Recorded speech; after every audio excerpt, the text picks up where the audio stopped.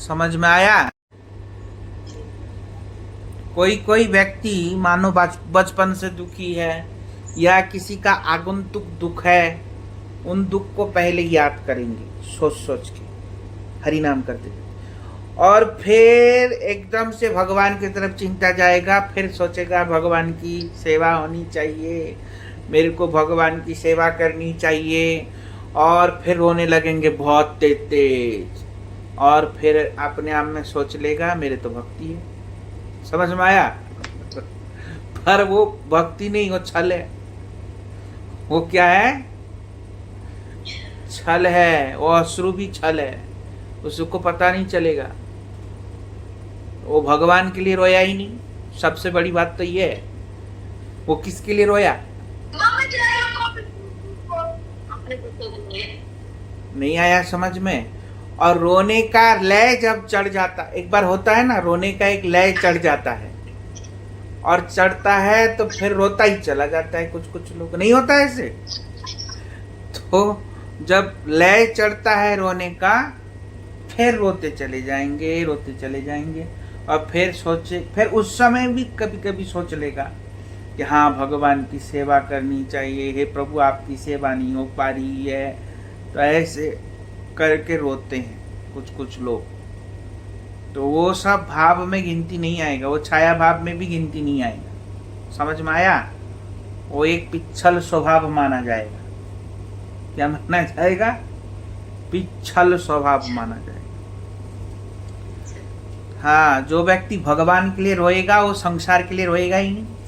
सबसे बड़ी बात है, अपने दुखों के लिए भी नहीं रोएगा जो व्यक्ति भगवान के लिए रोएगा। तो इसलिए अब कभी कभी ऐसा होगा तो उसको छाया रति भाव कहेंगे। आया समझ? अब स्नेह किसको कहते हैं? स्नेह का चिन्ह का लक्षण चित्त का द्रवीभूत होना है। स्नेह किसको कहते हैं? चित्त जब द्रवीभूत हो जाता है उसको स्नेह कहते हैं। चित्त द्रवीभूत मतलब क्या? पिघल जाना, हृदय पिघलना।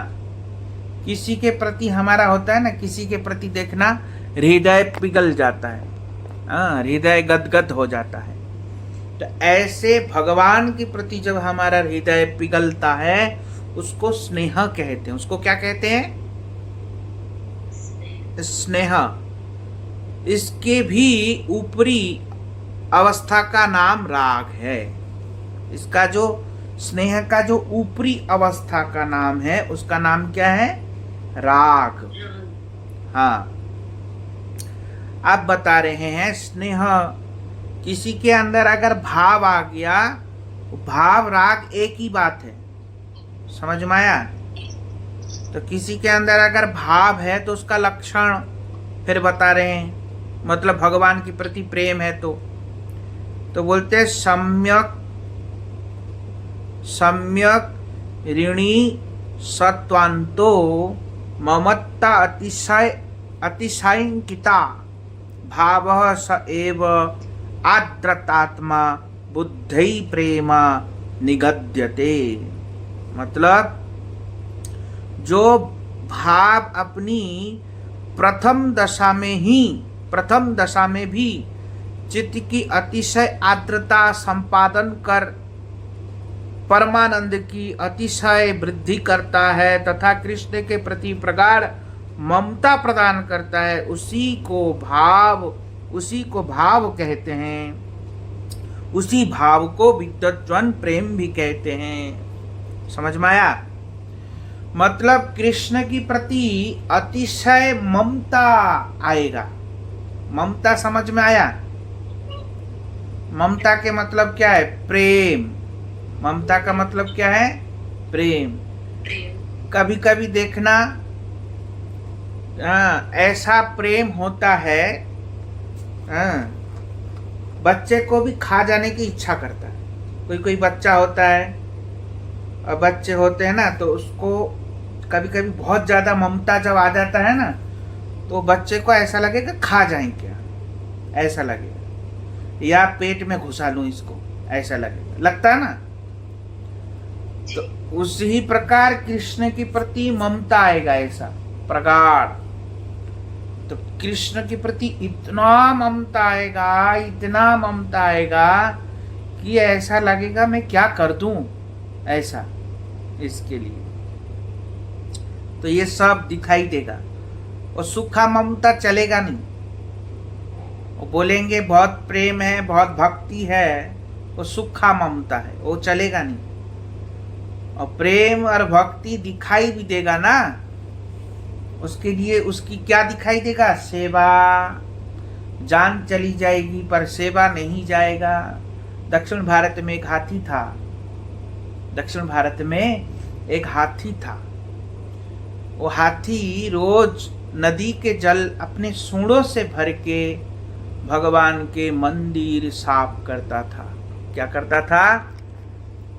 श्रीरंगम भगवान है ना, वहाँ श्रीरंगम भगवान, तो उनके मंदिर मार्जन साफ करता था हाथी। और एक दिन क्या हुआ, वो हाथी बहुत ही बीमार हो गया, मतलब चला नहीं जा रहा है पैरों से।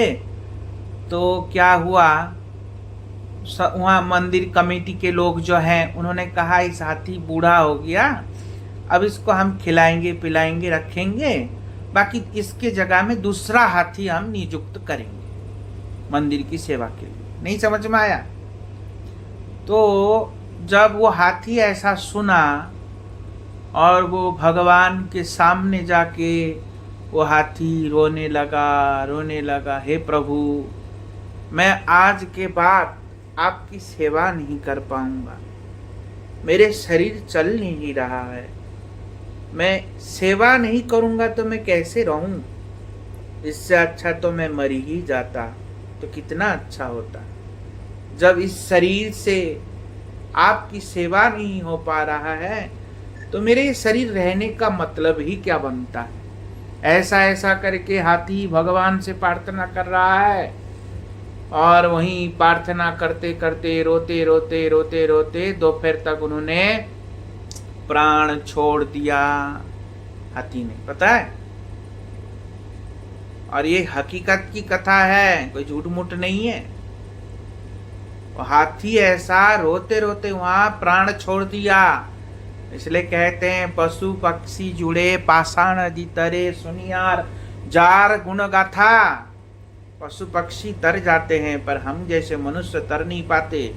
क्यों? क्योंकि हमारे अंदर कपटता होता है, इसलिए नहीं तर पाते। पशु पक्षियों में कपटता नहीं होता, इसलिए वो लोग कदाचित तर जाते हैं, पर हम मनुष्य तर नहीं पाते। क्यों? क्योंकि हमारे अंदर बहुत कपटता होता है, इसलिए नहीं तर पाते। तो इसलिए प्रेम में ऐसा ममता होगा, भगवान की सेवा के लिए लालायित पागल रहेगा। बोलने की जरूरत नहीं पड़ता, हम लोगों को तो बोलना पड़ता है, अरे सेवा में आओगे क्या? फिर कहेंगे, सोचते हैं, विचार बनाते हैं, ऐसा। पर जिनका भगवान के प्रति प्रेम होता है, भाव होता है, उसको सोचना नहीं पड़ेगा, है? वो सोचेगा नहीं, वो तुरंत तत्क्षणात ही करेगा, बोलने से पहले ही करने लगता है। पर हमारे अंदर तो ऐसा नहीं, हमको तो बोलने पर भी हम इतने ढीठ है, नहीं हमारे से तो नहीं होगा, हम तो नहीं करेंगे, ऐसे और कह देंगे, हैं? क्या कह देंगे? हम तो, पर देखो बीमारी होगी, हारी बीमारी होगी, तब तो खूब करेगा, हैं? तब खूब करेगा। अगर हमको बोल दे कि तुम वहां पे जाओ, उस जगह में तुमको रोज के 4,000 रुपये मिलेगा, तो देखना वो दूसरे दिन घर में ही नजर नहीं आएगा। समझ में आया? आएगा नजर? नहीं आएगा। तो हम लोग पैसा को, धन को इतना मान्यता देते हैं जितना कि भगवान को नहीं। और फिर कहेंगे हमारा भगवान के प्रति बड़ा प्रेम है? तो भगवान को कितना बुरा लगेगा, सोचो। अगर किसी व्यक्ति के अंदर प्रेम बिल्कुल नहीं है, भगवान के प्रति और कहेगा नहीं हमारे तो अंदर बहुत भाव है, बहुत प्रेम है भगवान के प्रति, तो वो बात भगवान को सुनने में कितना बुरा लगेगा, फिर सोचो, लगेगा नहीं लगेगा? क्योंकि हमारे अंदर वो चीज है ही नहीं, हमारा तो संसार के प्रति है, हमारा भगवान के प्रति नहीं है। अब दूसरी बात, जहां व्यक्ति का शरीर कहां रहता है, बताओ शरीर कहां रहता है? जहां हमारा मन लगता है वहीं शरीर रहता है। समझ में आया? शरीर कहां रहता है? जहां हमारा मन लगता है वहीं शरीर रहता है। जहां हमारा मन नहीं लगता वहां शरीर रह नहीं सकता। तड़पेगा वहां शरीर रहेगा तो, और सोचेगा कब जाऊं यहां से। अब जैसे हम लोग झाड़ग्राम गए थे, नहीं समझ में आया? उस समय उर्वशी माता जी सोच रही थी, उनके घर से फोन आ रहा था, अब तो बहुत दिन चली गई ऐसे। तो उर्वशी माता जी भी कह रही है अब बहुत दिन हो गया, नहीं समझ में आया? तो घर की याद आ रही है। समझ में आ रहा है? किसकी याद आ रही है? घर की याद आ रही है। क्यों घर की याद आ रही है? क्योंकि हमारा मन वहीं लगता है, इसलिए। आया समझ में? नहीं आया?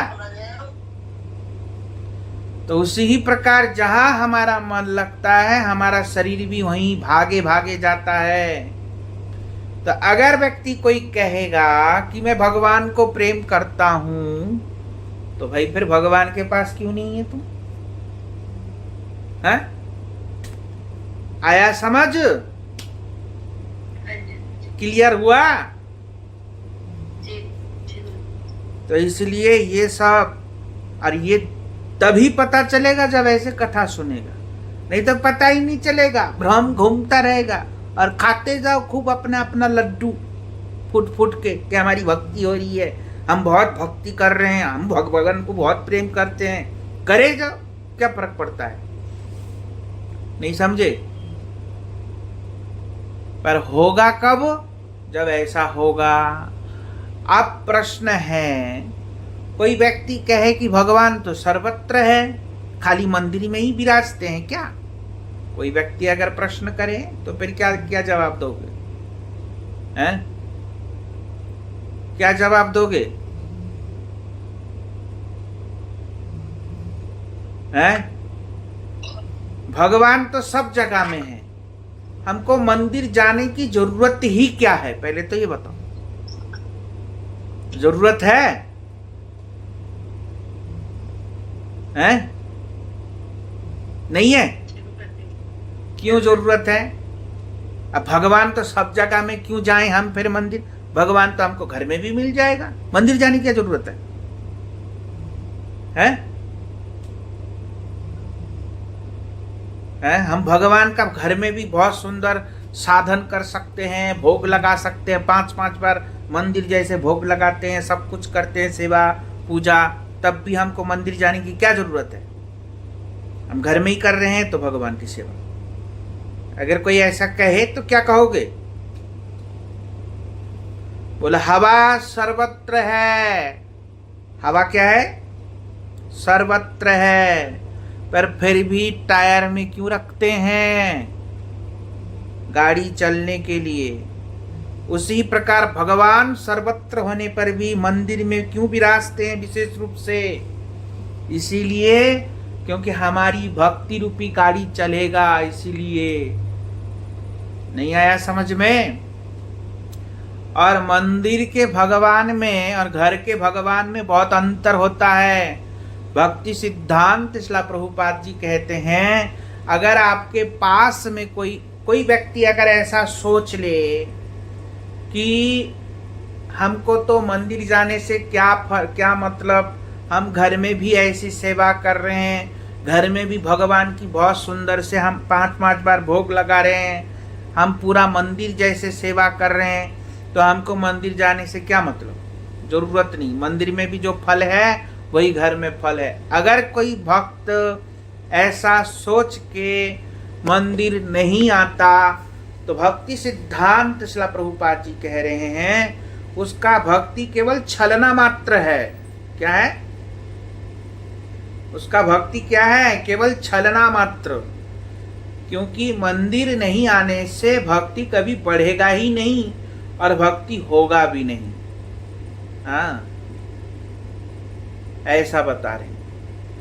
और दूसरे जगह में फिर ये कह रहे हैं कि आसपास में अगर आपके मंदिर है 5 किलोमीटर के अंदर अंदर, तो अपने घर में ठाकुर जी की सेवा नहीं करनी चाहिए, मंदिर जाके भगवान की सेवा करनी चाहिए। ऐसा कह रहे, अपने घर में नहीं करना चाहिए, उस समय मंदिर जाके करना चाहिए। क्योंकि मंदिर में कौन लोग रहते हैं? महात्मा लोग रहते हैं, साधु संत रहते हैं, भक्त लोग रहते हैं। और भक्त लोग भगवान के शरणागत भक्त होते हैं। कौन होते हैं? शरणागत। और वो भगवान को प्रेम से भजन करते हैं। कैसे? क्योंकि वो सब कुछ भगवान के लिए सब कुछ छोड़ रखा है ना। हम तो अपने कुछ छोड़ नहीं पा रहे हैं, नहीं छोड़ पा रहे हैं। तो भगवान के लिए जिन्होंने सब कुछ त्याग करके जो भगवान के निकट है, तो ऐसे व्यक्तियों के पास जाकर के जब हम हरि कथा श्रवण करते हैं या संग करते हैं, तो उसका बहुत फर्क पड़ता है। तब हमारी भक्ति रूपी गाड़ी चलता है। और भगवान विशेष रूप से जो ऐसे शरणागत भक्त होते हैं उनके निकट में ही रहते हैं। इसलिए कहते हैं ना, तोमार हृदय सदा गोविंद विश्राम, गोविंद कहे मम वैष्णव प्राण। जहाँ वैष्णव है वहीं भगवान है। तो हमारे घर में तो कोई वैष्णव ही नहीं बन पा रहा है, भगवान कहाँ से आएगा? तो फिर आया समझ? घर में तो हम लोग ठीक से वैष्णव बन नहीं पा रहे हैं, तो भगवान आएगा क्यों? भगवान कहाँ रहते हैं? वैष्णवों के हृदय में रहते हैं। तो जहां ऐसे शुद्ध वैष्णव जन होगा वही ना भगवान होगा। भगवान कहाँ होगा? है? भगवान कहा ना, क्या कहा है? नारद जी ने पूछा, भगवान आप कहाँ मिलोगे? तो भगवान ने कहा, क्या कहा? ना हम तिष्ठामि वैकुंठे योगिना हृदये च, यत्र मद्भक्त गायन्ति तत्र तिष्ठामि नारदः। मैं योगियों के हृदय में नहीं रहता, ना मैं वैकुंठ में रहता हूँ। जहाँ मेरे भक्त मेरे गुणानुवाद का कीर्तन करते हैं, मैं उनके हृदय में हमेशा रहता हूँ। भगवान ने कभी ऐसा नहीं कहा कि मैं भक्तों के हृदय में नहीं रहता, योगियों के हृदय में नहीं रहता, ये कहा। और जगह में नहीं रहता, ये कहा। पर भगवान ने कहीं भी ऐसा नहीं कहा कि मैं भक्त के हृदय में नहीं रहता। भागवत में तो दुर्वासा ऋषि को भगवान ने कहा, साधो हृदयम मह्यम, साधो हृदयम अहम। क्या कहा? मैं साधु के हृदय में रहता हूं और साधु मेरे हृदय में रहता है। मतलब जो वैष्णव है, भगवान के भक्त हैं, भगवान कह रहे हैं मैं उनके हृदय में रहता हूं और वो मेरे हृदय में रहता है। समझ में आया कि नहीं? तो मठ मंदिर जो है उसमें भक्त लोग निवास करते हैं, हरि गुरु वैष्णव निवास कर रहे हैं। इसलिए उस स्थान में जाने से वहां भगवान जरूर होते हैं। इसलिए प्रत्येक व्यक्ति को भगवान की सेवा करने की चेष्टा करनी चाहिए। हाँ, वो अपने घर में बना लेंगे, हम तो अपने घर में ही बना लेते हैं, मंदिर जाने की क्या जरूरत है? तो उससे होगा नहीं। समझ में आया? उससे होगा नहीं। इसलिए मंदिर में जाना चाहिए। अब बता रहे हैं पूर्वयुक्त रूप में भाव का वर्णन कर रहे हैं। अब क्या कह रहे हैं? इसी भाव का विश्वनाथ चक्रवर्ती ठाकुर ने टीका में बहुत सुंदर रूप से इसकी व्याख्या किया। पूर्वयुक्त भाव के बारे में वर्णन कर रहे हैं, प्रेम के विषय में बतला रहे हैं। जब भाव अपनी पूर्वावस्था से भी गाढ़ा हो जाता है तब वह अंतर स्थिति चित्त को पहले की अपेक्षा अतिशय स्निग्ध आर्द्र या कोमल बना देता है। जब भाव परिपक्व हो जाता है, गाढ़ा हो जाता है, तो उस समय क्या होता है? हृदय और स्निग्ध हो जाएगा। हृदय में आर्द्रता समझते हैं? हृदय द्रवीभूत हो जाना। आर्द्रता मतलब द्रवीभूत, हृदय पिघल जाना। तो हृदय पिघल जाएगा, कोमल हो जाएगा और तब घनानंद की अनुभूति करता है तथा कृष्ण के प्रति अतिशय ममता प्रदान करता है। जब हृदय द्रवीभूत हो जाएगा तो कृष्ण के प्रति अतिशय ममता हो जाएगा। कृष्ण को छोड़ने की इच्छा नहीं करेगा। जिस समय कोई माँ अपने बच्चे को प्रेम के लय में आ जाए, प्रेम करे, उस समय देखना बच्चा अच्छा नहीं लगता बच्चा को, बच्चा फिर मुंह घुमाता है, मेरे को मत करो पर फिर भी माँ छोड़ती नहीं, जबरदस्ती चूमती रहती है, जबरदस्ती उसको प्यार करती रहती, नहीं होता? तो उसी प्रकार कृष्ण के प्रति भी ऐसे हो जाता है, छोड़ने की इच्छा नहीं करेगा। उस समय उनकी सेवा, उनकी भजन, उनका नाम कुछ भी करेगा तो उसको छोड़ने की इच्छा नहीं करेगा। अतिशय ममता प्रकट हो जाएगा। भाव की इस परिपक्व अवस्था को प्रेम कहते हैं। इसी भाव की परिपक्व अवस्था को प्रेम कहते हैं। यहाँ यह शंका उपस्थिति होती है कि सांख्य मत अनुसार उपादान कारण अपनी पूर्व अवस्था का त्याग कर कार्य रूप में परिणत होता है। अब कोई व्यक्ति यहाँ प्रश्न कर सकता है, सांख्य योग के सांख्य मत अनुसार क्या है कि जब तक हम पीछे की कार्यों को छोड़ेंगे नहीं तो आगे की कार्य कैसे कर सकते हैं? नहीं आया समझ में? जब तक हम पीछे की कार्य को छोड़ेंगे नहीं तो आगे की कार्य नहीं कर सकते। इसलिए कह रहे हैं पूर्व अवस्था का त्याग कर कार्य रूप में परिणत होता है।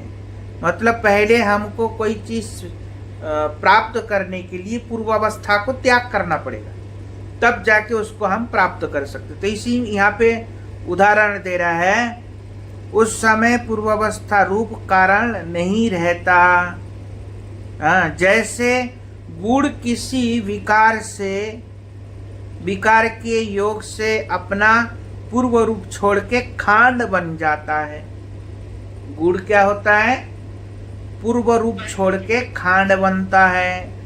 अब खांड को तब गुड़ नहीं कहेंगे, और गुड़ के मिठास में और खांड के मिठास में अंतर होता है, नहीं होता? तो इसलिए कह रहे वो पूर्व विकार तो छोड़ा है ना गुड़ ने, तब जाके वो खांड बना। और वही खांड बनने पर गुड़ की स्थिति की पृथक रूप में कल्पना नहीं की जा सकती। अब जब वो खांड बन जाता है तब हम गुड़ का ध्यान नहीं कर सकते। उसमें खांड में गुड़ का ध्यान कर सकते हैं? खांड में गुड़ का ध्यान नहीं होगा। समझ में आया? क्योंकि गुड़ ही खांड हो गया है। अब गुड़ ही खांड हो गया है। उसी प्रकार खांड चीनी बन जाता है और चीनी मिश्री बन जाती है, और मिश्री की अवस्था में गुड़, खांड और चीनी की कोई पृथक सत्ता नहीं रहती है। समझ में आया? इसी प्रकार भाव परिपक्व होने पर भाव की पृथक सत्ता क्यों रहती है? अब कह रहे हैं, अब कोई व्यक्ति कहेगा भाव परिपक्व होने पर भाव की पृथक सत्ता क्यों रहता है? जैसे गुड़ की पृथक सत्ता नहीं रहता। गुड़ की पृथक सत्ता खांड बन जाने से गुड़ की सत्ता खत्म हो जाता है, और फिर वही खांड जब चीनी बनता है तो खांड की सत्ता खत्म हो जाता है, और वही चीनी जब मिश्री बन जाता है तो चीनी की सत्ता खत्म हो जाता है, मिश्री हो जाता है वो। समझ में आया? तो इसलिए नाम भी परिवर्तन हो जाता है। तो पूर्व आकार को छोड़ के तब दूसरे आकार में आना पड़ता है, ऐसे कहें। आया समझ? तो पर भाव की स्थिति में ऐसा क्यों होता है कि भाव रहता है तब भी ये सब चीज होता है? तो इसमें बता रहे हैं पृथक सत्ता नहीं रहती है। इसी प्रकार भाव परिपक्व होने पर भाव की पृथक सत्ता क्यों रहती है? प्रेम की परिपक्व होने पर क्रमशः स्नेह, मान, प्रणय, राग, अनुराग, भाव और महाभाव का रूप धारण करता है। तब उस समय केवल महाभाव ही विद्यमान रहे। रति, प्रेम, स्नेह, मान आदि के पूर्व अवस्थाएं क्यों विद्यमान रहे? समाधान ऐसा नहीं किया जा सकता, क्योंकि कृष्ण की लादिनी शक्ति का एक विशेष श्रेष्ठ वृत्ति ही रति है। रति स्नेह, मान, प्रणय आदि कृष्ण की अचिंत्य शक्ति के प्रभाव से अपनी पूर्व अवस्था का त्याग किए बिना ही उत्तर अवस्था को प्राप्त होते हैं। कह रहे हैं ये भगवान के अचिंत्य शक्ति का परिणाम है।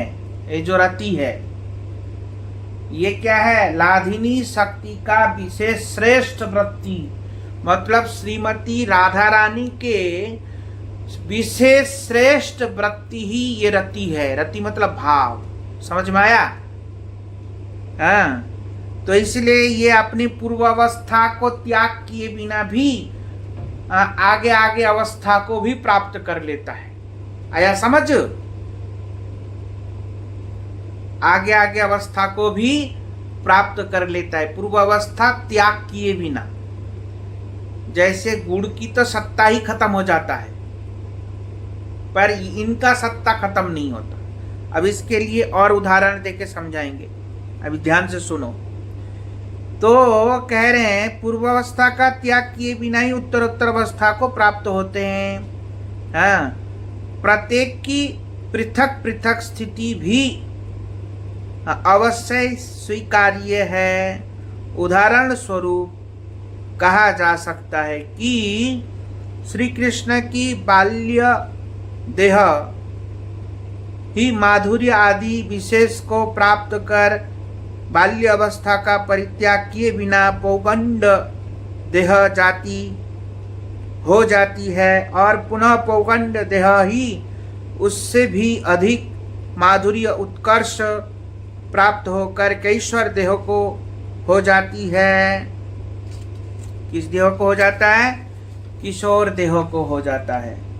प्राकृतिक जीवों के शरीर की भांति कृष्ण देह में वायु से उत्पन्न विकार कदापि संभव नहीं है। अब प्राकृतिक देह की भांति कृष्ण में वायु की वायु से उत्पन्न विकार कदापि संभव नहीं। कृष्ण के अंदर वो वायु उत्पन्न, मतलब हमारे अंदर क्या होता है? वायु से उत्पन्न होता है हमारा विकार। हमारे जो काम, क्रोध, लोभ, मोह, ये सब विकार है ना, ये वायु से उत्पन्न होता है। किससे उत्पन्न होता है? वायु से। देखना, इसलिए तो बोलते हैं ना खान पीन में कंट्रोल करो, इससे तुम्हारा मन शांत रहेगा। समझ में आया? आया नहीं समझ में? तो हम जैसे खाते हैं उसी के अनुसार हमारा शरीर में विकार उत्पन्न होता है। आता है, वो सुना है ना ये?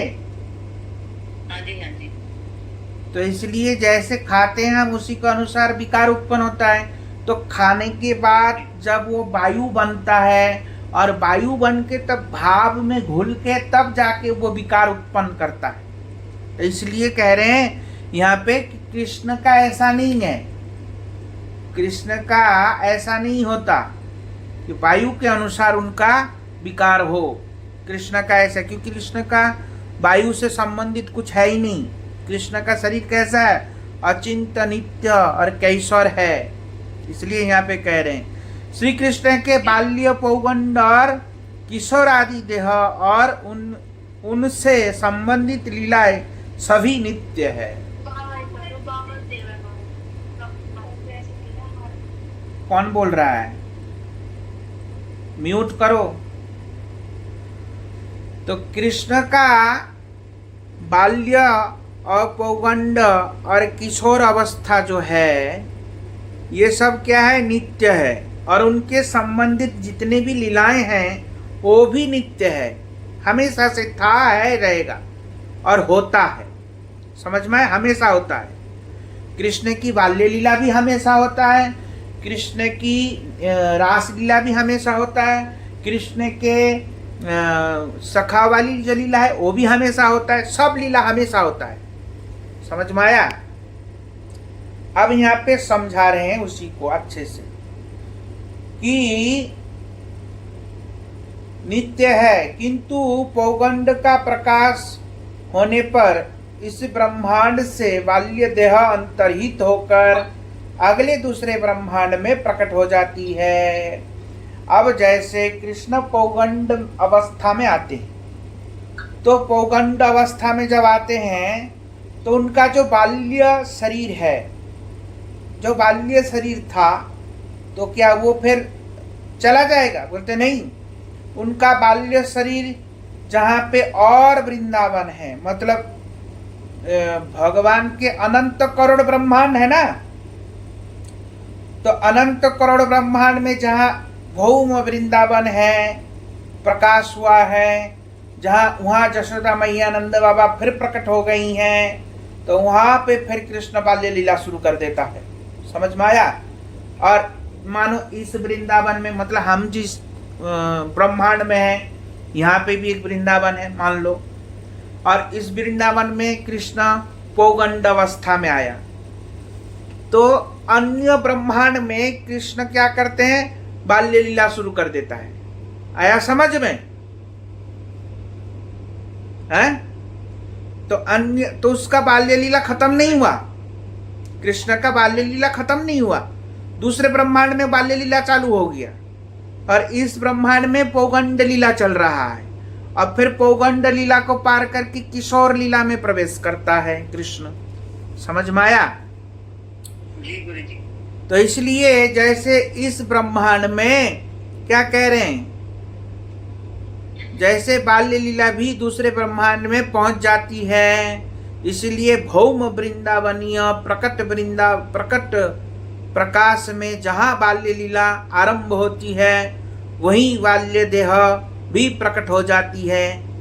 हाँ, ब्रह्मांड के आगामी, इस ब्रह्मांड के आगामी कल्प में वैवस्वत मनमंत्र में इसी ब्रह्मांड में जब वृंदावन का प्रकाश होगा, उस समय इसी ब्रह्मांड में पुनः बाल्य लीला भगवान का प्रकाश होगा।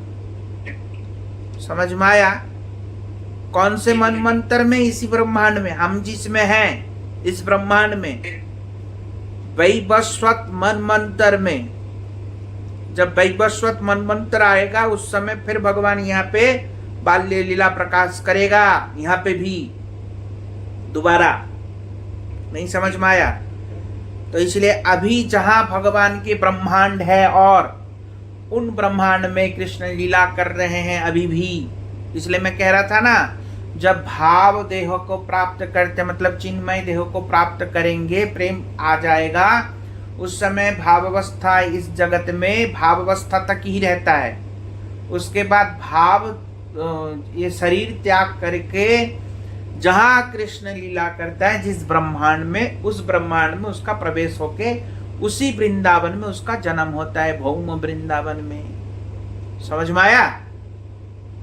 उसका तब नित्य शरीर प्राप्त होता है, तब वो प्रेम प्राप्त होता है। उस समय नित्य शरीर प्राप्त करके फिर प्रेम प्राप्त करता है। समझ में आया?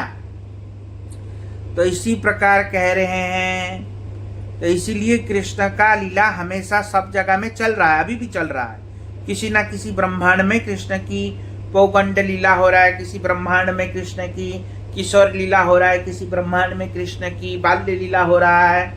नहीं आया समझ में? है कि समझ में नहीं आ रहा है? ये गुरुजी समझ गया। हाँ, तो ऐसे करके होता है। तो वृंदावन का तब प्रकट होगा पुनः यहाँ पे बाल्य लीला इत्यादि। इसलिए कह रहे हैं, इसीलिए नित्य वस्तु का आविर्भाव और तिरोभाव मात्र ही ग्रहण किया जाता है। इसलिए नित्य वस्तु केवल आविर्भाव और तिरोभाव होता है, उसको नष्ट नहीं होता। अब हमारा क्या होगा? अगर हम बाल्य लीला प्रकट करेंगे तो हम जब पौगंड में आएंगे तो हमारा बाल्य लीला नष्ट हो गया। समझ में आया? हम दोबारा बाल्य लीला में कभी नहीं जा पाएंगे। जा पाएंगे? हैं? नहीं जा पाएंगे। हैं? नहीं जा पाएंगे। या दोबारा हम किशोर हो गए, बुढ़ापा आ गया, तो बुढ़ापा से फिर हम किशोर नहीं बन सकते। बन सकते हैं? नहीं गुरुजी। तो हम पूर्वावस्था, इसी को सांख्य न्याय कह रहे थे। जो आगे जो समझाया था, गुड़ खांड बना, खांड गुड़ बना, ऐसा बताया नहीं था इसी को। हाँ जी, हाँ जी। तो उसी प्रकार पूर्वावस्था त्याग किए बिना हम दूसरे अवस्था को कैसे प्राप्त कर सकते हैं, इसी को बता रहे, समझा रहे हैं कि कृष्ण का ऐसा नहीं होता। कृष्ण नित्य है। कृष्ण क्या है? नित्य है। इसलिए उनका ऐसा नहीं होता, उनका दोबारा दोबारा होता है। समझ में आया? वो केवल आविर्भाव और तिरोभाव होता है। उसका क्या होता है? आविर्भाव और तिरोभाव। तो इसीलिए रति प्रेमादि स्थायी भाव युक्त भक्तों के हृदय में जब जिस भक्त में कारण के संयोग से जो स्थायी भाव उदित होता है, वह उस समय उसी स्थायी भाव की बाहर में अभिव्यक्ति होती है। अन्य अन्य भाव समूह उस समय उनके अभिव्यक्त अवस्था में विश्राम करते। अब इसी को समझाने के लिए इतना सब कुछ समझाया। उसी प्रकार भाव का विकार त्याग किए बिना ही दूसरे भाव का दिक्कत, जैसे स्नेह आया, मान आया, प्रणय आया, राग आया, अनुराग आया। अब हम स्नेह को त्याग किए बिना ही अनुराग हमारा आएगा। समझ में आया? और मान को त्याग किए बिना भी हमारा भाव आएगा। ये सब होता है। तो इसी के लिए इसको और अच्छे से समझा रहे हैं। क्या समझा रहे हैं? जैसे सांसारिक कामी क्रोधी जीवों में काम क्रोध आदि में से कोई एक भाव प्रकाशित होने पर भी अन्य भाव समूह संस्कार के रूप में उसी में जीव में ही अवस्थित रहते हैं। सुयोग पाते ही आत्म प्रकाश करते हैं। जैसे सांसारिक क्रियाएं हैं, हमारे अंदर क्रिया है ना, जैसे काम क्रिया, क्रोध क्रिया, लोभ क्रिया है ना। पर देखो, लोभ भी है, काम भी है, क्रोध भी है, सब कुछ है। पर ये कब प्रकाश होता है? जब जरूरत होता है तब प्रकाश होता है, और जब जरूरत नहीं होता तब वो हमारे अंदर ही निहित रहता है, नष्ट थोड़ी हो जाता है। समझ में आया? जी गुरुजी। आया नहीं आया? जी गुरुजी। नष्ट तो नहीं होता ना। नहीं जी नहीं। तो वो चीज हमारे अंदर रहता है, पर जब जरूरत होता है तब प्रकाशित हो जाता है। जब जरूरत नहीं होता तो वो हमारे अंदर क्या करता है? निहित रहता है। अब बता रहे हैं उसी प्रकार रति प्रेम आदि सहाय आदि के योग से भी अभिव्यक्त होते हैं और कभी अंतर्हित रहते हैं। तो कभी तो प्रकाश होता है और कभी वो भाव सब अंतर्हित रहता है, मतलब अंदर ही रहता है। आया समझ में? तो इसलिए बता रहे हैं, क्या बता रहे हैं कि इसी प्रकार होता है। अब बता रहे हैं अधिकता से प्रेम की ऊपरी अवस्था विशेष को स्नेह कहते हैं। उसका लक्षण क्या है? स्नेह का लक्षण क्या है बता रहे हैं।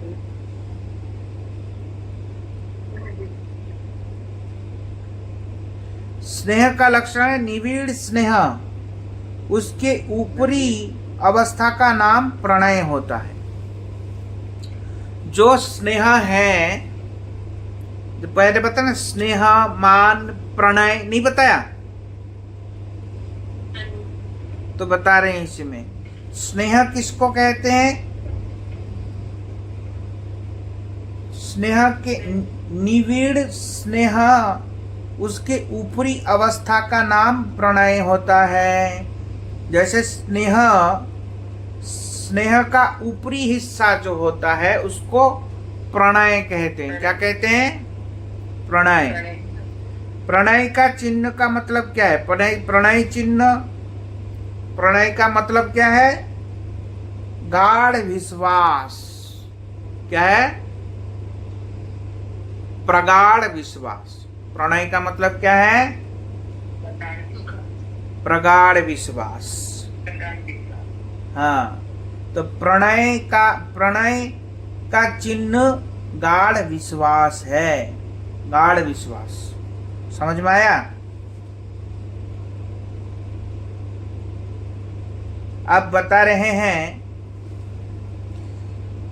स्थायी भाव रूप कृष्ण रति जब विभाव अनुभाव सात्विक और व्यभिचारी भाव द्वारा श्रवण कीर्तन आदि के माध्यम से भक्तों के लिए आस्वादनीय होती है तो उसको भक्ति रस कहते हैं। भक्ति रस किसको कहते हैं? जब श्रवण, जैसे हम ये श्रवण कीर्तन कर रहे हैं इसके द्वारा, तो क्या कह रहे हैं? स्थायी भाव कृष्ण रति जब विभाव अनुभाव को प्राप्त करता है, सात्विक व्यभिचारी भाव द्वारा श्रवण कीर्तन के माध्यम से भक्ति के लिए आस्वादनीय होती है तो उसको भक्ति रस कहते हैं। ये भक्ति रस है। कौन सा? जब ये सब भाव उद्दीपन होता है तब हम क्या करते हैं? श्रवण कीर्तन करते। जैसे गोपियां आपस में ही कीर्तन करती हैं, आपस में ही श्रवण करती हैं, आपस में ही कृष्ण चर्चा में विभोर होके भावित हो जाती है, रोने लगती है, ऐसा करती हैं। तो उसी को तब उस भक्ति रस का आस्वादन करती हैं। कौन करती हैं? गोपियां करती हैं। हाँ, अर्थात कृष्ण रति रूप स्थायी भाव जब विभाव अनुभाव सात्विक व्यभिचारी भावों को साथ मिलकर भक्त के हृदय में आस्वादन उपयोगी होता है उसको भक्ति रस कहते हैं। भक्ति रस किसको कहते हैं? जब ये सब विभाव भाव अनुभाव ये सब जब आस्वादनीय हो जाएगा। क्या? भाव विभाव अनुभाव सात्विक व्यभिचारी, भाव विभाव अनुभाव सात्विक व्यभिचारी, जब ये सब मिलकर के भक्त के हृदय में आस्वादन उपयोगी हो जाता है उस समय इसको भक्ति रस कहते हैं। क्या कहते हैं? भक्ति रस। और कृष्ण रति 5 प्रकार की होती है। कृष्ण रति कितने प्रकार के होते हैं? 5 प्रकार का। शांत, दास्य, साख्य, वात्सल्य और मधुर, ये 5 प्रकार का होता है कृष्ण रति। शांत मतलब बता दिया था, शांत, दास्य, साख्य, वात्सल्य और मधुर, ये 5 प्रकार के रति कृष्ण रति होता है। जिसमें और जिसके द्वारा रति विभावित होती है, आस्वाद्य के रूप में प्रकाशित होती है, उसे विभाव कहते हैं। अब विभाव किसको कहते हैं? सुनो ध्यान से। जिसमें और जिसके द्वारा रति विभावित होती है, जिसमें और जिसके द्वारा रति विभावित होती है, आस्वाद्य के रूप में प्रकाशित होती है, उसे विभाव कहते हैं। मतलब कृष्ण से जैसे रति उत्पन्न हुआ, मतलब भाव उत्पन्न हुआ, प्रेम उत्पन्न हुआ, और उत्पन्न होने के बाद उसको फिर हम आस्वादन कर रहे हैं। क्या कर रहे हैं? आस्वादन कर रहे हैं। तो कृष्ण के प्रति रति उत्पन्न हो गया, मतलब प्रेम उत्पन्न हो गया, और उससे उसको हमको बहुत खुशी मिल रही है, बहुत ही आनंद प्राप्ति हो रही है, तो उसी को विभाव कहते हैं। उसको क्या कहते हैं?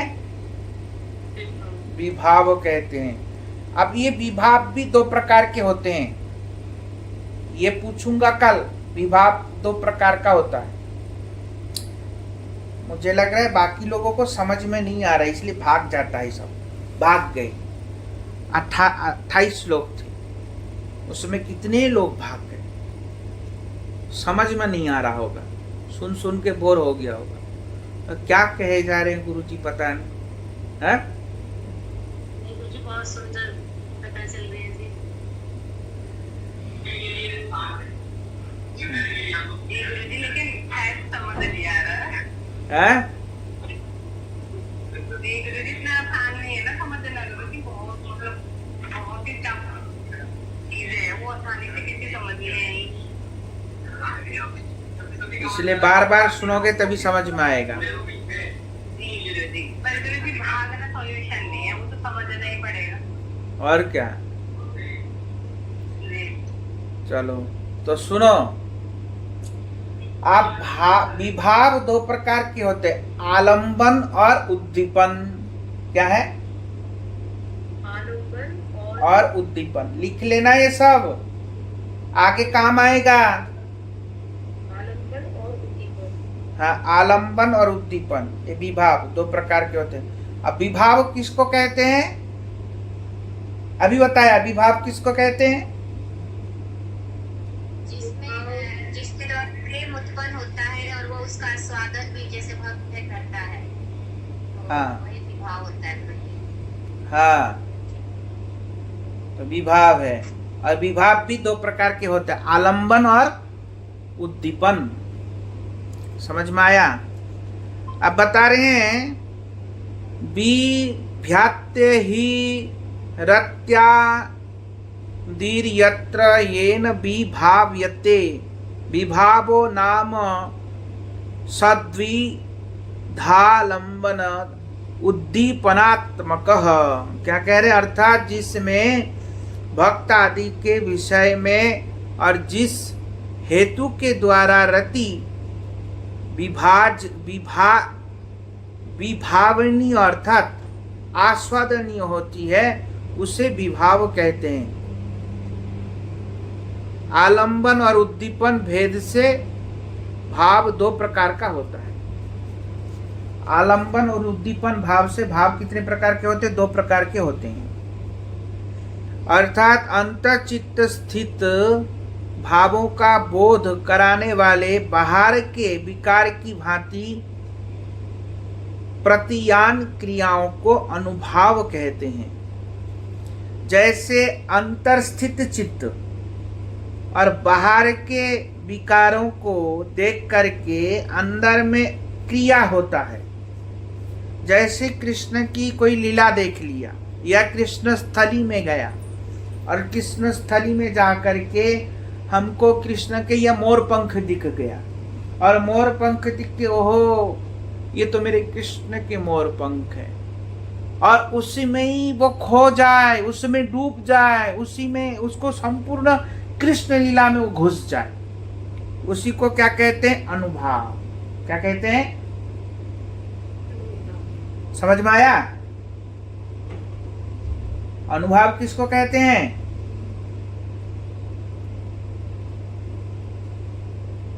किसको कहते हैं? कृष्ण गुरुजी। हाँ, कृष्ण की कोई भी चीज छोटा सा दिख जाता है, वो लिंक को देख के जो मतलब उसको सारे लीला का स्मरण हो जाए, कृष्ण के उद्दीपन हो जाए, कृष्ण के समस्त लीला, और उसमें विभावित हो जाए, तो उसको अनुभाव कहते हैं। समझ में आया? विभाव अभी बताया, फिर अनुभाव भी बता दिया। समझ में आया? उन्हें उद्भास्वर भी कहा जाता है, इसलिए उसको उद्भास्वर भी कहा जाता है। अनुभाव को उद्भास्वर भी कहा जाता है। उद्भास्वर के मतलब क्या है? उस चीज को देख के हमारे अंदर अनुभाव प्रकट हो गया, उद्भासर प्रकट हो गया। हाँ, तो इसलिए कह रहे हैं उसको उद्भासर भी कहा जाता है। अर्थात कृष्ण संबंधी दास्य सख्या आदि 5 प्रकार के मुख्य रतियों के द्वारा साक्षात रूप से अथवा हास्य करुणादि 7 गौण रतियों के द्वारा कुछ व्यवधान से आक्रांत चित्त को विद्युत जन सत्व कहते हैं। केवल सत्व से ही उत्पन्न होने पर भाव समूह सात्विक होते। क्या कह रहे हैं? साक्षात रूप से अथवा हास्य करुणादि 7 गौण रतियों के द्वारा कुछ व्यवधान से आक्रांत चित्त को विद्युत जन सत्व कहते हैं। शुद्ध सत्व होता है ना, शुद्ध सत्व, तो शुद्ध सत्व केवल सत्व से ही उत्पन्न होने पर सात्विक भाव समूह सात्विक होते हैं। जब शुद्ध सत्व उत्पन्न होता है तो भाव समूह तब सात्विक होता है। सात्विक भाव, सात्विक भाव में क्या क्या होता है वो आगे जाके बताएंगे। सात्विक भाव में क्या क्या होता है, आया समझ में? ये रोमांच, कंप्राश्रु, अश्रु, पुलक, ये सब सात्विक भाव कहते हैं। ये सब किसको क्या कहते हैं?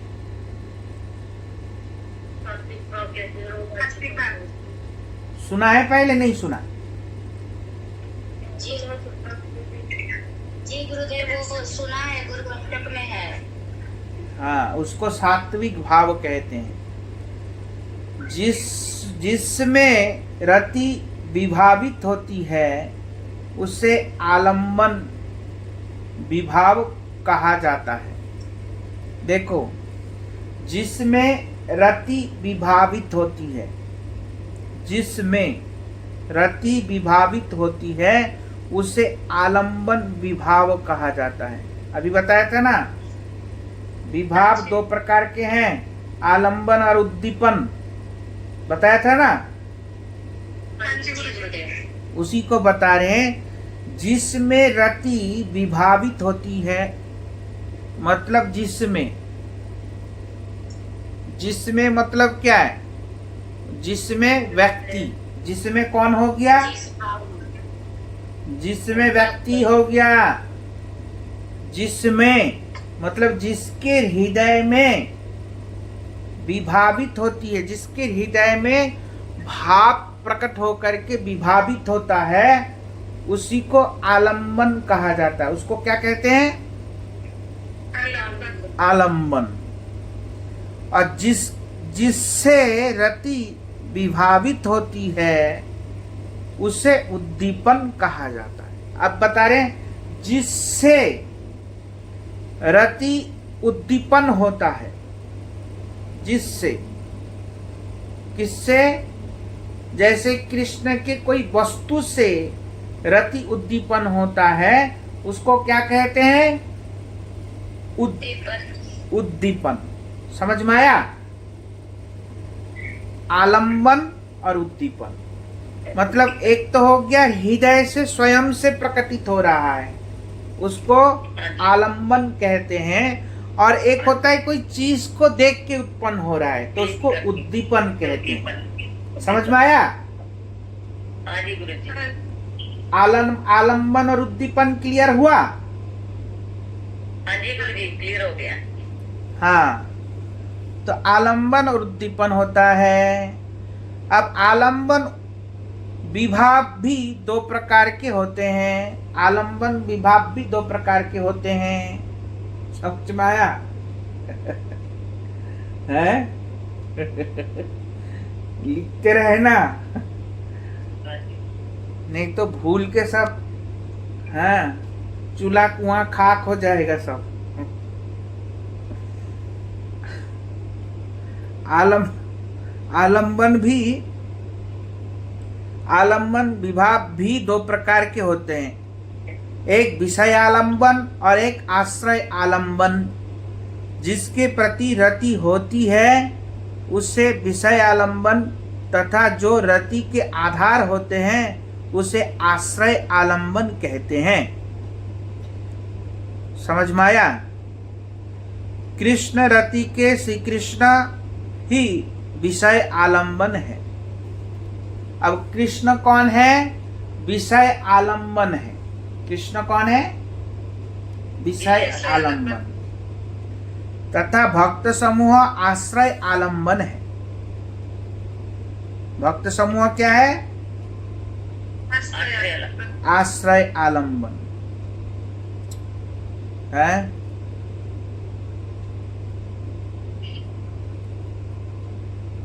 अभी बताया था ना, आलंबन का मतलब क्या है? जिसके हृदय में रति विभावित होती है अपने आप से, जिस हाँ, अब आप बताया इसमें दो प्रकार का आलंबन है, एक विषय आलंबन, एक आश्रय आलंबन। तो विषय आलंबन कौन है? कृष्ण है। कृष्ण और आश्रय आलंबन कौन है? भक्त समूह है, जिसके द्वारा रति उद्दीपित होती है। अर्थात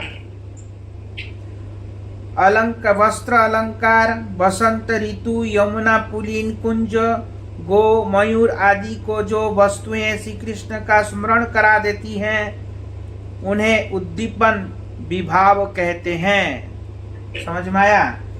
मतलब कृष्ण के वस्त्र देख लिया, अभी बताया तो था मैंने, वही आगे बता रहे हैं टीका में। समझ में आया कि नहीं? तो जिस वस्तु, जैसे जमुना पुलिन में गए, जमुना किनारे में, और जाके वो याद आ गया, ओहो यहाँ तो कृष्ण यमुना पुलिन में लीला करते थे, यहाँ कृष्ण झूला झूलते हैं, ऐसे ऐसे करके सब याद आ जाता है। अपने आप उद्दीपन होता है। उसको क्या कहते हैं? उद्दीपन होना, अपने आप। उसी को उद्दीपित कहा जाता है, वही उद्दीपन है। समझ में आया? भावों को प्रकाशित करने वाले मधुर हास्य, नृत्य, गीत आदि को अनुभाव कहते हैं। अब उसी भाव को प्रकाशित करते हुए मधुर हास्य, ओहो कृष्ण के साथ ऐसे हास्य, ऐसे वार्तालाप, गोपियों को होता है ऐसा। समझ में आया? सबको नहीं होगा। तो गोपियां ऐसे मानो जमुना किनारे में आ गई और सोचती है, ओहो यहाँ पे मेरे प्राण प्रियतम यहाँ कितना सुंदर लीला करते थे, और यहाँ पे कैसे हम जमुना किनारे में कितनी सुंदर सुंदर बातें करते थे, बलबु वाक्य या, हाँ, ये सब याद आता है गोपियों को। और जब याद आ जाती है तो उसी को क्या कहते हैं? अनुभाव कहते हैं। उसको क्या कहते हैं? अनुभाव। पर ये जब होगा तभी तो होगा ना, जब ये सब लीला हम देखेंगे, करेंगे, उससे पहले नहीं आएगा। समझ में आया? तो इसलिए कह रहे हैं उसको अनुभाव कहते हैं। जो चित्त और शरीर में क्षोभ उत्पन्न करते हैं उनका नाम सात्विक भाव है। जो हृदय में क्षोभ अनुभव करे, क्षोभ मतलब, क्षोभ के मतलब क्या है? किसी चीज की खो जाने का डर, किसी चीज का खो जाने का जो डर है उसको क्षोभ कहते हैं। समझ में आया? वो उसका जो क्षोभ है उसको सात्विक भाव कहते हैं। उसको क्या कहते हैं? सात्विक भाव। तो जैसे कृष्ण, जैसे राधा रानी है, कृष्ण के गोदी, राधा रानी कृष्ण के गोदी में है। इतने में एक भंवर आया उड़ता हुआ जब भंवर आया कृष्ण के गोदी में, राधा रानी सो रही हैं, लेट मतलब ऐसे लेटी हैं। इतने में क्या हुआ, एक भंवर, राधा रानी की जो चरण कमल है वो बिल्कुल कमल सदृश है और उसमें भी सुगंध आ रहा है, कमल का सुगंध। हमारे यहाँ पे कमल है, उसमें बहुत सुंदर सुगंध आता है, एकदम मीठा मीठा सुगंध और बहुत हल्का सुगंध, बहुत ज्यादा तीव्र नहीं, कमल का तीव्र सुगंध नहीं होता, बहुत हल्का मधुर सुगंध होता है कमल का। तो ऐसे श्रीमती राधा रानी का कमल सदृश चरण में कमल सुगंध प्रकाशित हो रहा है। हाँ, तो जब कमल सुगंध प्रकाशित हो रहा था उस समय भ्रमर को भ्रम हो गया कि ये चरण नहीं, ये कमल है और इसमें सुगंध आ रहा है, मैं तो इसके मधुपान करूंगा। और मधुपान करने के लिए राधा रानी के चरणों में जैसे बैठने आया तो कृष्ण ने मधुमंगल को कहा, अरे ये भंवर को तो भगा दो, ये देखो श्रीमती राधा रानी के चरणों में कहीं आघात न कर दे, ऐसा कहा। तो इतने में मधुमंगल ने क्या किया, उस भंवर को दुपट्टा से भगा रहे, भग भग भग यहाँ से भग, ऐसे भगा रहे थे और भगाते भगाते उसको उड़ा के बहुत दूर भगा के आया। और बहुत दूर भगा के आके फिर कहते हैं कि मैंने मधुसूदन को बहुत दूर भगा दिया। मैंने क्या किया, मधुसूदन को बहुत दूर भगा दिया। और ऐसा जब कहा तो श्रीमती राधा रानी कृष्ण की गोदी में लेट रही हैं और जैसे सुना मधुसूदन को मैंने दूर भगा दिया तो श्रीमती राधा रानी कहे, हाँ मधुसूदन चले गए, मेरे प्राणनाथ मुझे छोड़ के चले गए, हाँ मधुसूदन, हाँ मधुसूदन करते करते रोते रोते राधा रानी मूर्छित हो गई। इतना उनके अंदर भाव प्रकट हो गया, सात्विक भाव, कि वो मूर्छित हो गई, मूर्छा को प्राप्त कर लिया। तब श्री कृष्ण कहते हैं, राधा रानी कृष्ण के गोदी में राधा रानी लेट रही हैं और राधा रानी को कृष्ण सांत्वना, नहीं नहीं मैं यही हूं, मैं यही हूं, फिर भी राधा रानी को समझ में नहीं आ रहा है और हा कृष्ण, हा प्राणनाथ मुझे छोड़ के चले गए करके मूर्छित हो गए। नहीं समझ में आया? तो ये क्षोब्ध, इसको क्या कहते हैं, क्षोब्ध। और इसी को क्या कहते हैं, अभी बताया, हाँ इसी को सात्विक भाव कहते हैं। आया समझ में? सात्विक भाव, सात्विक भाव 8 प्रकार के होते। अब सुनो सात्विक भाव किसको कहते हैं, पहले बता दिया था ना सात्विक भाव। अब सात्विक भाव 8 प्रकार के होते हैं। स्तंभ, स्तंभ लिखना, स्तंभ मतलब क्या है, पत्थर जैसे हो जाना, हिलेगा भी नहीं डुलेगा भी नहीं, जहां खड़ा है वहीं खड़ा ही रहेगी, ऐसा उसको कहते हैं स्तंभ। ये भाव के लक्षण हैं, जिस व्यक्ति के भाव आएगा तो ये सब लक्षण भी होता है भाव में। इसको क्या कहते हैं, स्तंभ। श्वेत, श्वेत मतलब पसीनाना, रोमांच, रोंगटे खड़े हो जाएगा। और स्वरभंग, स्वरभंग मतलब बोल नहीं पाएगा, आवाज लड़खड़ाएगा। और फिर कंप, कप कपाएगा। वैवर्ण, रंग बदल जाएगा, अपने शरीर के रंग बदल जाएगा। नहीं समझ में आया? क्या बोलते हैं गुरुदेव इसको? वैवर्ण। विवरण। ये अर्थ भी लिख लेना साथ साथ में, कहीं भूल जाओ। जी गुरुदेव। वैवर्ण, अश्रु, साथ में अश्रु भी प्रवाहित होगा। और प्रलय, अंत में मूर्छित को प्राप्त करेगा। क्या होगा? मूर्छित हो जाएगा। मूर्छा मतलब मूर्छित हो जाएगा, हाँ उसको प्रलय कहते हैं। जैसे राधा रानी के साथ साथ हुआ था, अभी बताया था लीला में, तो ऐसे हो जाना, इसी को सात्विक भाव कहते हैं। इसको क्या कहते हैं? सात्विक भाव। हाँ, भाव समूह भी धूमायित। अब भाव समूह भी धूमायित, ज्वलित, दीप्त, उदीप्त और सुदीप्त भेद से 5 प्रकार के होते हैं। ये भाव समूह भी धूमायित, ज्वलित, दीप्त, उदीप्त, सुदीप्त। कितना है लिखा? नहीं गुरुदेव, रह गया। और शुद्ध। हाँ, धूमायित, ज्वलित, दीप्त, सुदीप्त, दीप्त, उदीप्त, सुदीप्त, दीप्त, उदीप्त, सुदीप्त, धूमायित, ज्वलित, दीप्त, उदीप्त, सुदीप्त भेद से 5 प्रकार के होते हैं। उत्तर उत्तर अधिक सुखप्रद होते हैं। ये बहुत सुखप्रद भी होते हैं उत्तर उत्तर, किंतु स्निग्ध सात्विक भाव केवल नित्य सिद्ध भक्तों में ही प्रकट होते हैं। अब बता रहे हैं जो स्निग्ध स्निग्ध उत्तर उत्तर जो ये यहाँ से कुछ समझ नहीं आ रहा जी। क्या?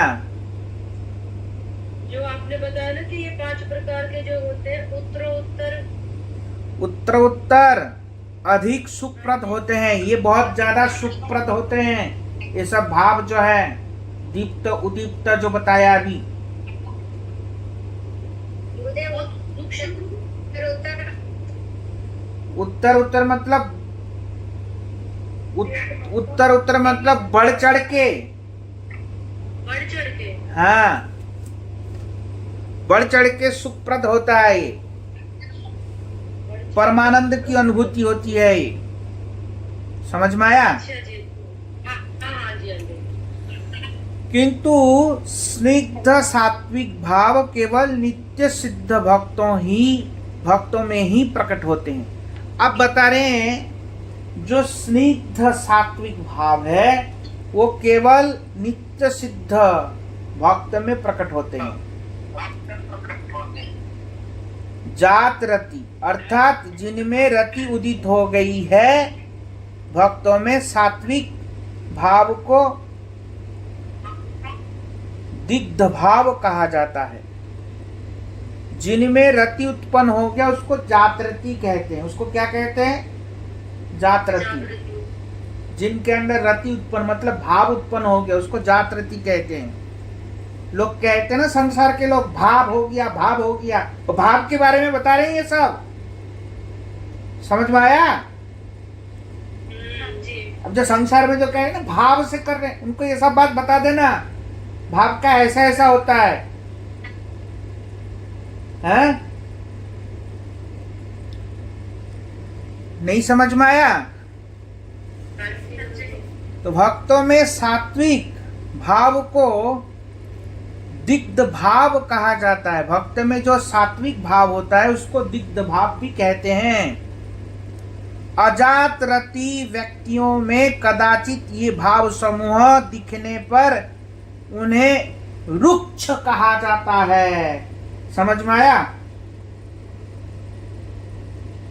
ये जो भाव समूह जो बताया अभी, कौन सा भाव?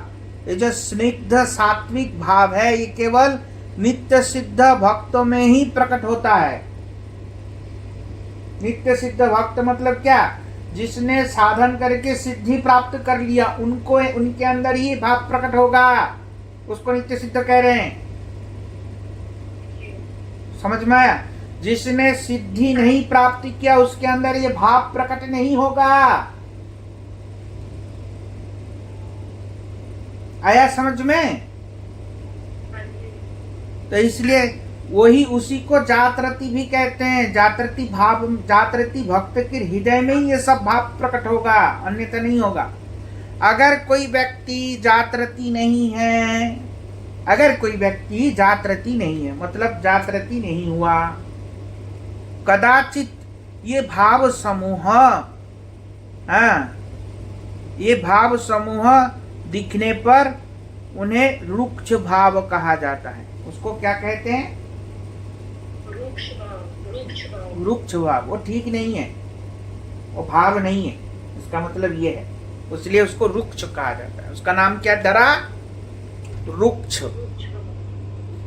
और मुमुक्षु व्यक्तियों में सात्विक भाव दृष्टिगोचर होने पर उसको अभी बताया था ना, रत्याभास बताया था ना पहले। गुरुजी जो अजारती आपने बताई गुरुजी, एक सेकंड यहाँ से थोड़ा सा और गुरुजी थोड़ा करें क्लियर। गुरुजी अजारती मुझे थोड़ा समझ में अजानी अजात रति, अजात रति, अजानी अजात रति। अजात रति मतलब जिसके अंदर रति उत्पन्न नहीं हुआ, जिसके अंदर भाव उत्पन्न नहीं हुआ, इसके अंदर भाव आया नहीं है अभी। हाँ, अजारती परंतु ये सात्विक विकार दिखाई दे रहा है, रो रहा है, कप कप कर रहा है, ऐसे ऐसे बहुत लोग होते हैं, ऐसे करते हैं, रोते रहते हैं, कप कप धड़ाम करके गिर जाएगा और फिर ऐसे दिखाएगा, प्रलय इत्यादि दिखा देगा। समझ में आया? ऐसे गंभीर होके बैठ जाएगा। कुछ लोग होते हैं, करते हैं ऐसे, परंतु उसके हृदय में भाव नहीं है, भाव प्रकट नहीं हुआ, तो वो उस रूक्ष, सूक्ष्म नहीं, रूक्ष, उसको रूक्ष कहा गया है, तो उसको रूक्ष भाव कहते हैं। मुमुक्षु व्यक्ति, जैसे बताया था अभी पहले, ज्ञानियों का मुक्ति पाने की लालसा से भाव उत्पन्न होता है, हाँ, सात्विक दिखाई देता है, अष्ट सात्विक भाव दिखाई देता है उसके अंदर भी अगर, तो फिर क्या बोलेंगे उसको? उसको क्या बोलेंगे? कल बताया था ना, अभी अभी भी बताया मैंने, बताओ कैसे?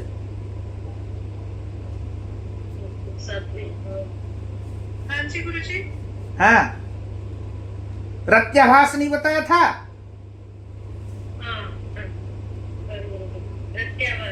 कैसे पढ़ रही है पता नहीं, स्कूल में कैसे पढ़ती थी हमको तो समझ में नहीं आता। कचरा दिमाग में भी नहीं समझ में आया? गुरुजी आज की कथा इतना मतलब वो है कि पुराने कथा सारे दिमाग से डिलीट हो गए। बहुत सुंदर कथा है आज की। उसको रत्याभास, रत्याभास कहते हैं, जिसके अंदर जैसे मुक्ति कामी, हाँ, इनको अगर दिखाई देगा या अष्ट सात्विक भाव, तो उसको रत्याभास भाव कहा जाता है। और विषयी व्यक्तियों के सात्विक भावों को सत्व भासज पिच्छल, हाँ, स्वभाव युक्त व्यक्तियों को अभ्यास के द्वारा उत्पन्न सात्विक भावों को निःसत्व, विषयी व्यक्ति के अंदर अगर ये भाव दिखाई दे रहा है, कोई विषयी व्यक्ति है, संसार में घनघोर विषयी है, पर उसके अंदर भी ये भाव दिखाई देता है, तो सत्व भाजस कहा उसको। क्या कहा? सत्व भाजस। और सत्व भाजस, हाँ, भाजस, सत्व भाजस। आया समझ में? और पिछल स्वभाव युक्त व्यक्तियों को अभ्यास के द्वारा उत्पन्न सात्विक भावों को अगर दिखाई दे, कोई व्यक्ति पिछल स्वभाव का है, बात बात में रो देता है, नहीं समझ में आया?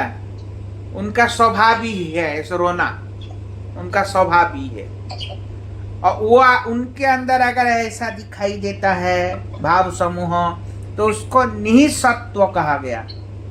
उसको क्या कहा? निःसत्व। एवं भगवत विद्वेषी जनों के सात्विक भावों का नाम प्रदीप्त सात्विक भाव कहते हैं। जो भगवत विद्वेषी है उनके भी अंदर अगर सात्विक भाव दिखाई देता है, कोई कोई अपराधी भी दिखा देता है ऐसे भाव, तो उनके अंदर अगर ऐसे भाव दिखाई देता है तो उसको प्रदीप्त सात्विक भाव कहते हैं। कौन सा भाव कहते हैं? जी किसके म्यूट नहीं है, एक बार म्यूट कर लीजिए। उसको क्या कहते हैं? प्रदीप्त सात्विक भाव। समझ में आया? ये नहीं समझ, ये वाला समझ में आया? आ नहीं रहा है यहाँ से गुरुजी। अगर कोई भगवत विद्वेषी है, भगवान के भक्तों की विद्वेषी है, और उसके अंदर भी अष्ट सात्विक भाव दिख रहा है, तो उसको क्या कहेंगे? प्रदीप्त सात्विक भाव। प्रदीप, प्रदीप, प्रदीप नहीं होता, प्रदीप, प्रतीक नहीं, प्रदीप। प्रदीप होता है ज्योत, दिया। ठीक है। हाँ जी प्रदीप। उसको शुद्ध हिंदी में प्रदीप कहते हैं। हाँ जी गुरुजी प्रदीप। हाँ, प्रदीप सात्विक भाव। हाँ, और भक्त विद्वेषियों का दिखाई देता है। तो आया समझ में कि नहीं आया?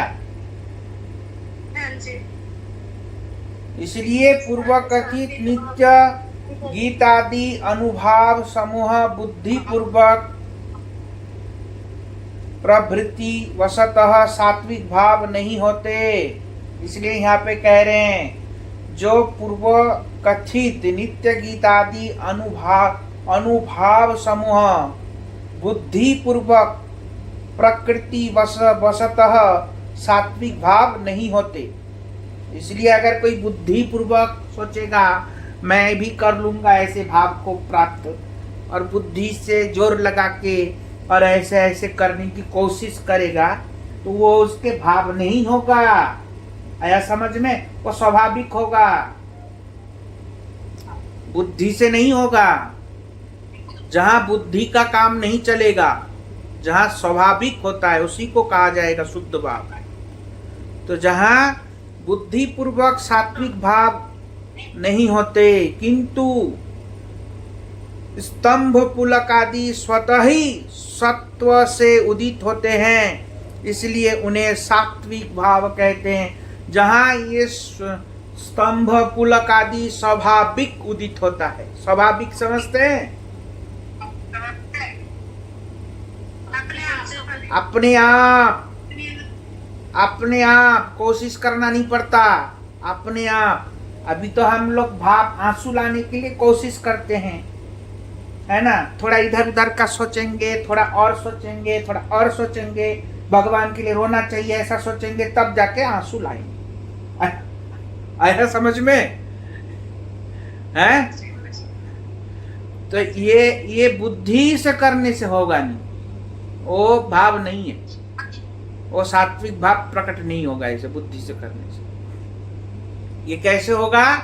स्वाभाविक होगा। हाँ, स्वाभाविक रूप से होगा। नहीं आया समझ में? इसलिए उसी को जो स्वाभाविक रूप से होगा उसको सात्विक भाव कहते हैं। जो स्वाभाविक रूप से होगा उसी को ही सात्विक भाव कहते हैं। बुद्धि प्रवृत्ति से सात्विक भाव प्रकट नहीं होता। इसलिए